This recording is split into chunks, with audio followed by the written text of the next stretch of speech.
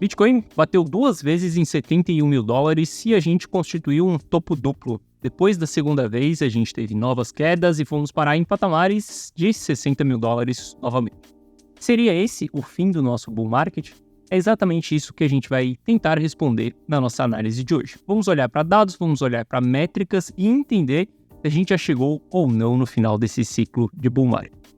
Bom, Guitelis na área. Se você não for inscrito no canal, considere se inscrever. Aqui eu trago um mega conteúdo todos os dias da semana, principalmente quando eu falo sobre análise on-chain. E caso esse conteúdo venha fazer sentido para você, deixe seu like para dar aquela força pro canal, para mostrar que o conteúdo ele está sendo relevante. Bom, mas chega de papo, bora ver gráfico, que é o que nos interessa aí. Olha só, a gente tem vários grupos de entidades investindo no Bitcoin, que detém Bitcoin. Então a gente vai ter os investidores de longo prazo, investidores de curto prazo, ETF, as baleias, mineradores, as corretoras. Existem vários grupos de entidade. O que nós vamos fazer nessa análise aqui é olhar para alguns grupos separados e entender o que esses grupos eles estão fazendo nesse momento. Para a gente começar, a gente vai avaliar aqui os mineradores, tá? Essa linha laranja é a quantidade de Bitcoin que os mineradores detêm na mão deles. Os mineradores são as primeiras pessoas que pegam o Bitcoin porque são eles que mineram esse ativo.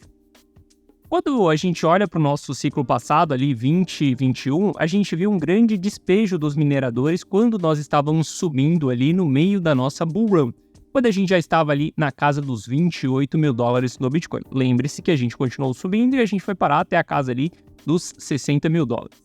Depois disso, eles começaram a acumular, a gente viu que eles fizeram uma leve distribuição no fundo do mercado também. O jogo do minerador aqui ele é um pouco complexo, tá? Porque lembre-se que o minerador ele é uma empresa convencional, onde ele tem funcionários, onde ele tem conta de água, de luz muito cara, ele tem que pagar aluguel também. Então ele tem os seus custos fixos ali porque ele é uma empresa convencional. Então ele minera o Bitcoin e o objetivo dele não é ser só um investidor.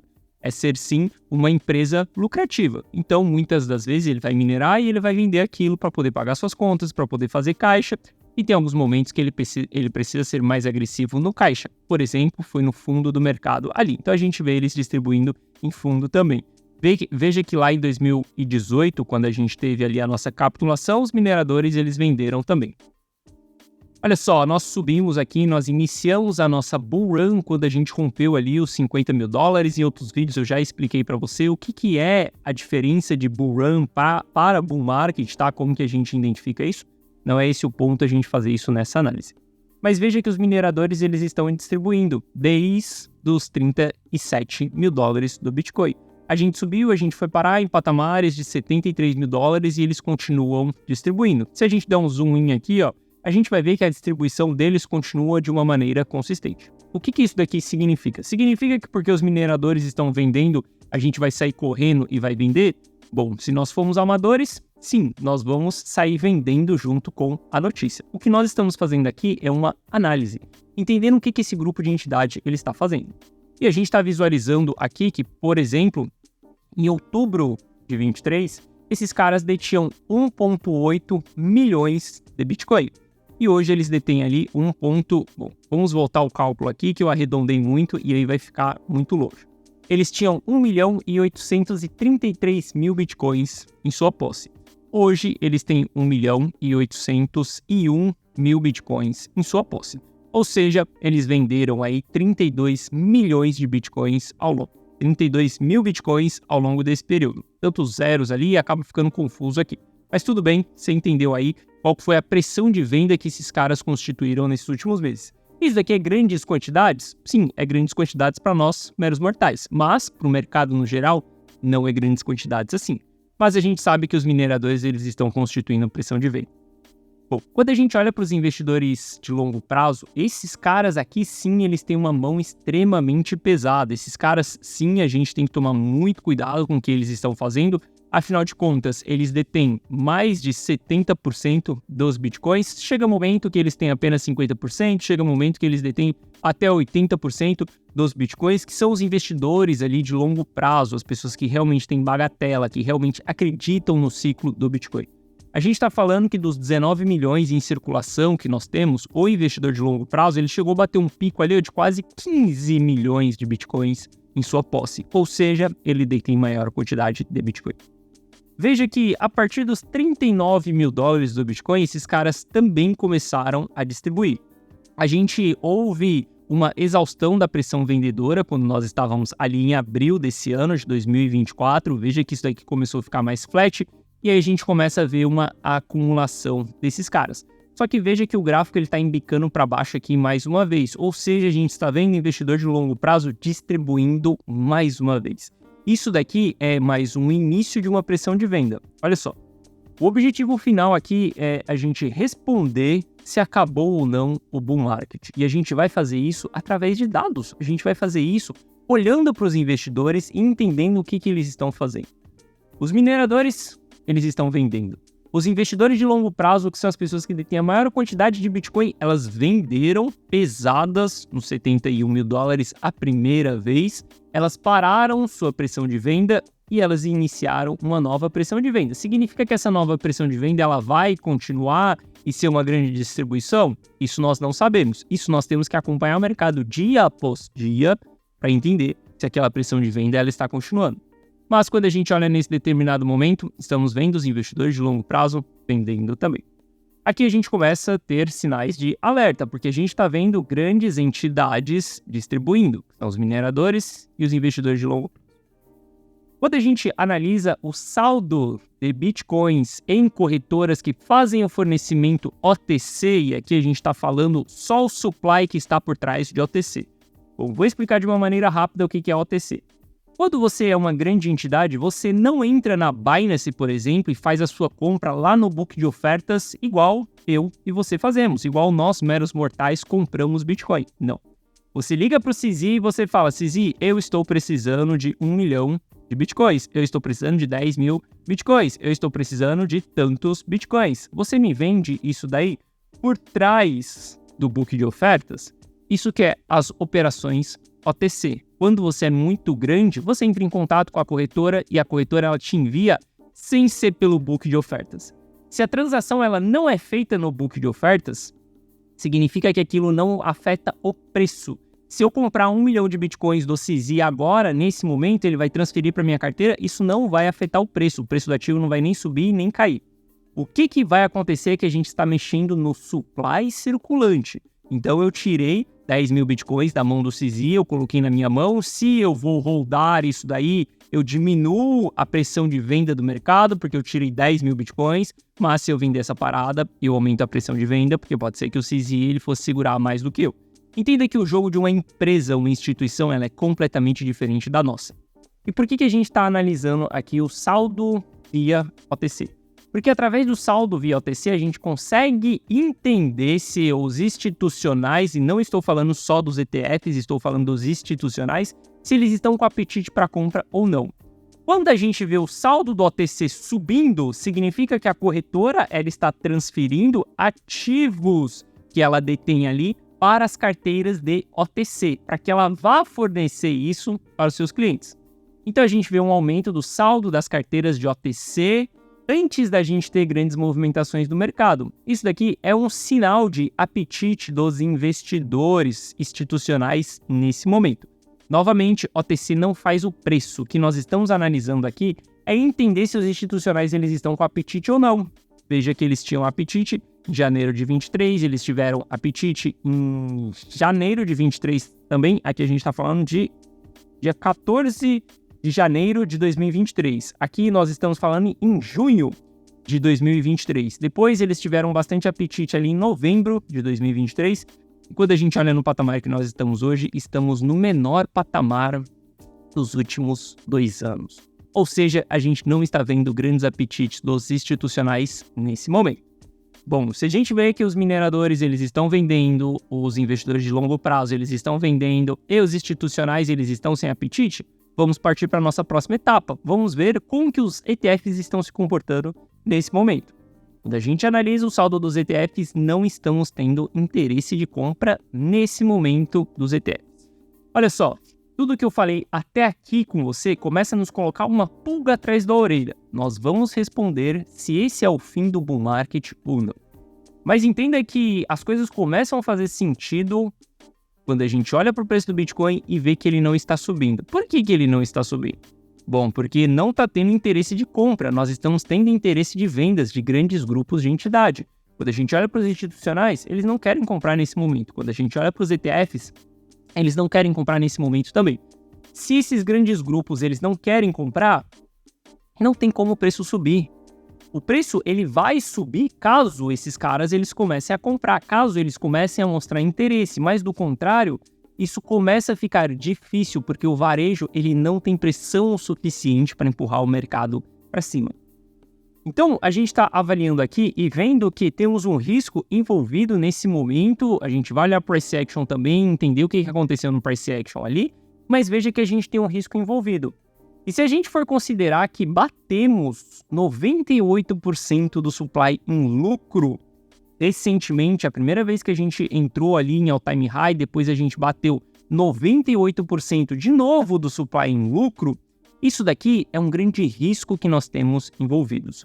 Você, como investidor, você tem um objetivo muito claro: comprar o ativo quando ninguém quer e vender o ativo quando todo mundo quer. Isso significa comprar o ativo com baixo risco e vender o ativo com alto risco.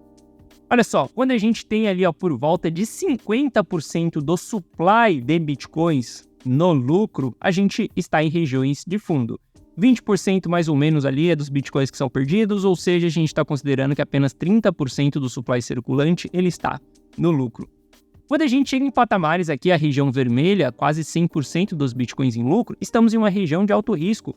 Porque entenda, se as pessoas elas estão no lucro, elas tendem a realizar aquilo. Se as pessoas estão no prejuízo, depende de quem seja o grupo de entidade, ou ele vai comprar mais, ou ele vai vender em panic sell. Quem que vai comprar mais? Investidores mais maduros, investidores institucionais, pessoas que têm estratégias, que sabem reduzir o seu custo médio, que sabem que é mais importante você reduzir o seu custo médio do que você vender o ativo no prejuízo e tentar recomprar ele lá na frente. São diferentes estratégias. O investidor de curto prazo, ele realiza prejuízo, e a gente vai falar sobre isso também nessa análise de hoje. Mas veja que a gente sempre forma topos quando a gente chega dentro dessa região de 100%. Isso daqui é bem preocupante. A gente vê que saímos de 98% e viemos parar em 85%. O que isso daqui significa? Significa que 14% do supply ele foi comprado acima do preço que nós estamos hoje, acima de $60 mil. 14% do supply foi comprado em topo de mercado. E a gente vai definir se esse topo é o fim do bull market ou não. Mas isso daqui é um grande problema que nós temos. E bom, quando a gente avalia ali o outro grupo de entidades, né? Eu ia falar o segundo grupo de entidades, mas a gente já avaliou 4 aqui. Esse daqui é o quinto grupo de entidades, que são os investidores de curto prazo.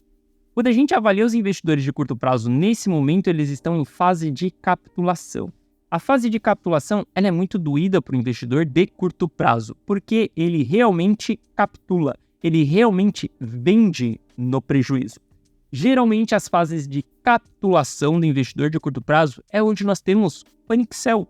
Foi o que aconteceu na segunda-feira, quando a gente viu a notícia da Mt. Gox, por exemplo, que eles vão vender 140 mil bitcoins, e essa ladainha que a mídia ela sempre coloca na praça e os investidores de curto prazo, eles acreditam. Não estou falando que não vai vender, mas só para você saber, a Mt. Gox ela não vai vender os 140 mil bitcoins, ela vai transferir para os clientes que detinham aqueles 140 mil bitcoins, e daí eles vão decidir se eles vão vender ou não, eu acredito. E os clientes, a maioria ali vai acabar vendendo. Mas o ponto nem é esse, nem quero entrar no assunto da Mt. Gox agora. O ponto é que essas notícias, elas aguçam o panic sell. Foi o que aconteceu na segunda-feira. Na segunda-feira a gente viu o RSI do gráfico de 4 horas furando a região de sobrevenda, porque estávamos em meio a um panic sell.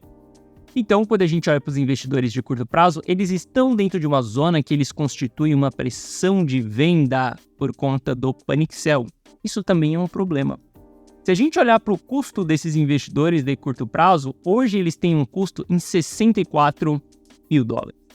O Bitcoin ele não pode ficar muito tempo abaixo desse custo do investidor de curto prazo, porque senão a gente começa a constituir grandes pressões de vendas, como a gente teve ali em dezembro de 2021. Veja que a gente entra abaixo do custo do investidor de curto prazo, e aí a gente vai passar um longo período. Aqui foi um bear market, fim do bull market, início de um bear market, e eu já vou te responder se a gente chegou ou não no fim desse bull market. Mas o mais importante aqui para você saber nem é se a gente chegou no fim ou não do nosso bull market.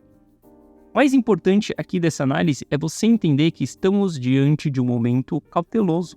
Estamos diante de um momento onde grandes investidores eles estão vendendo. Diante a isso, nós devemos ter estratégia de proteção. Cara, essa sua estratégia de proteção, se você entrou lá embaixo, é vender um pouco, colocar um pouco de lucro no bolso. Depende da região que você entrou, é você sair do mercado. Se você está entrando no mercado agora, a sua proteção é construir uma estratégia de novos aportes para você diminuir o seu custo médio ao longo desse processo, ao longo dessas quedas. Entenda, uma estratégia de proteção não é vender e dar tchau para o mercado. Uma estratégia de proteção é simplesmente você se proteger, porque as coisas elas estão ficando meias esquisitas nessa região. A gente está vendo que os 70 mil dólares ele é uma região de topo, mas ele não é uma região de topo ciclo. Então, para a gente responder a pergunta que eu fiz no começo desse vídeo aqui, não, nós não chegamos no final do nosso bull market, mas nós chegamos em um topo local. Um topo local igual nós chegamos em 2019, quando o Bitcoin bateu os 13 mil dólares e de lá a gente teve um drawdown até os 7 mil dólares. Eu nem vou considerar o Corona Crash aqui, tá? Eu só vou considerar até o drawdown ali de 7 mil dólares. A gente teve uma queda durante esse período porque a gente constituiu um topo local nesse período. Veja que a gente ainda não chegou nessa zona azul. Essa zona azul aqui, ela é a última fase do ciclo. Quando a gente chega dentro dessa zona azul e a gente começa a embicar esse gráfico para baixo, significa que o bull market acabou. A gente ainda não finalizou o nosso bull market, mas a gente chegou dentro de um topo local. A gente não finalizou o nosso bull market cíclico, mas periodicamente a gente encerrou a nossa movimentação de alta, porque a gente chegou em um topo local. Os 70 mil dólares, ele é um topo local. E através disso, a gente vai ter retrações. Diante dessas retrações, é muito importante que a gente se proteja. Se a gente for traçar aí alvos de Fibonacci, por exemplo, nós estamos falando de retrações em 48 mil dólares no Bitcoin, por exemplo. Eu não descarto a possibilidade da gente ver o Bitcoin de volta nos 48 mil dólares. Inclusive, eu não descarto a possibilidade da gente ver o Bitcoin de volta na casa dos 30, 40 mil dólares aí redondo. Eu não gosto de cravar o olho da mosca, tá? Eu não sou o player que vou falar para você Bitcoin vai parar em 12 mil dólares ou Bitcoin vai parar em 100 mil dólares redondo. Não, eu não sou esse player. Eu não utilizo dessa estratégia. O que eu tô te mostrando é que a gente tem uma zona de alvo aqui entre 48 e 38 mil dólares por unidade de Bitcoin. E a gente está falando de retrações aqui bem pesadas, meu amigo. Do patamar que nós estamos hoje, se a gente parar no primeiro alvo, estamos falando de 20%. Se a gente parar no último alvo, estamos falando de quase 40% de retração. Isso daqui são retrações muito pesadas. Se a gente for considerar o topo do mercado ali, ó, a gente tem 48% de retração. Diante a isso, se a gente tem um cenário tão caótico assim, nós devemos sim tomar estratégias de proteção. E uma estratégia de proteção dentro da sua carteira, ela pode ser até mesmo diminuir a sua exposição em altcoins e aumentar a sua exposição no ativo que cai menos. O ativo que cai menos dentro das criptos é o Bitcoin. O ativo que tem menos exponencialidade é o Bitcoin. Então, você ter uma carteira mais defensiva nesse momento é o ideal. Não adianta você achar que o jogo do investimento ele é de achismo. Olha só, eu também acho que o Bitcoin vai parar em 100 mil dólares. Eu também quero ver Bitcoin em 140 mil dólares em formação de topo. Eu também acho que não vai ter Bitcoin para todo mundo. Eu também acho essas coisas. Só que os dados ele me aponta outras coisas. Ele me aponta que as pessoas estão vendendo investidores maduros, a gente está falando de long-term holder, a gente está falando de instituições, a gente está falando de ETFs, a gente está falando de grandes players. E a gente está vendo que pequenos players, como os investidores de curto prazo, eles estão em zona de panic sell, eles estão em zona de capitulação. Diante a isso, a gente tem pressão de venda no mercado. Isso significa que você vai sair vendendo agora seus bitcoins? Cara, não seja amador para pensar dessa maneira. Primeiro ponto que você tem que se questionar é aonde eu comprei, o que eu tenho de lucro no bolso, ou se eu tenho prejuízo no bolso, e através dessa resposta você vai definir qual que é a sua estratégia. Meu amigo, não existe uma estratégia aberta aqui para todo mundo. Se você quiser seguir uma estratégia personalizada, entra para a carteira Rumo ao Milhão, o link está na descrição. E lá você vai acompanhar a minha carteira e eu tomo todas as decisões e uma estratégia clara em cima dela. Mas saiba que você tem que ser estratégico na sua tomada de decisão. Não é jogo de amadorismo. Não ache que você vai vir no YouTube, você vai assistir um vídeo e você vai ter todas as respostas se você compra ou se você vende. Não ache isso. O que eu faço aqui no YouTube é documentar as minhas análises. E você tem a oportunidade de me ver analisando o mercado, de me ver em campo de batalha e poder aprender com as minhas análises, com uma pessoa que vive 24/7 o mercado cripto, onde eu tenho empresas, onde eu sou analista profissional, onde eu tenho casas de pesquisa, onde eu publico relatórios. Você tem essa oportunidade de ver tudo isso acontecendo. Através disso, você pode aprender. Mas, novamente, se você quiser seguir as minhas decisões, siga a minha carteira completamente, em vez de pegar a call solta. Pegue a call completa, que é exatamente o ponto de compra, o ponto de venda e o acompanhamento e gerenciamento ao longo do processo. Não, nós não chegamos no fim do nosso bull market cíclico, mas nós chegamos em um ponto bem delicado do mercado, onde nós devemos sim nos proteger nesse momento. Essas são as estratégias que eu estou utilizando para todas as minhas carteiras pessoais, a carteira Rumo ao Milhão, qualquer carteira que eu tenho. Nesse momento, eu estou diminuindo o risco. Se a carteira ela foi comprada lá nos 20 mil dólares do Bitcoin, lá no fundo do mercado, essa carteira está distribuindo nesse momento. Se a carteira ela ainda está sendo construída, a estratégia ainda vai ser de novos aportes dentro dessa carteira para redução de custo médio. Cada carteira é uma carteira, cada carteira ela tem uma estratégia diferente. Não seja amador ao ponto de achar que você fazer milhões investindo é só abrir um canal no YouTube e assistir um vídeo de 20 minutos, né? Por favor, você considerar isso é ser extremamente inocente. Você, eu, e Warren Buffett e os ETFs e a BlackRock, tá todo mundo jogando esse jogo. E saiba que alguém tem que pagar a conta. Dificilmente a BlackRock, Warren Buffett, os grandes investidores, as baleias, elas vão pagar a conta. Então você tem que ser muito profissional para que você não pague a conta desses caras. Legal? Eu ia falar sobre Ether também na análise de hoje, mas acabei me estendendo aqui e a gente fala sobre Ether amanhã na nossa análise, beleza? A gente olha para alguns dados mais profundos e entende se temos oportunidade ou não diante ao Ether.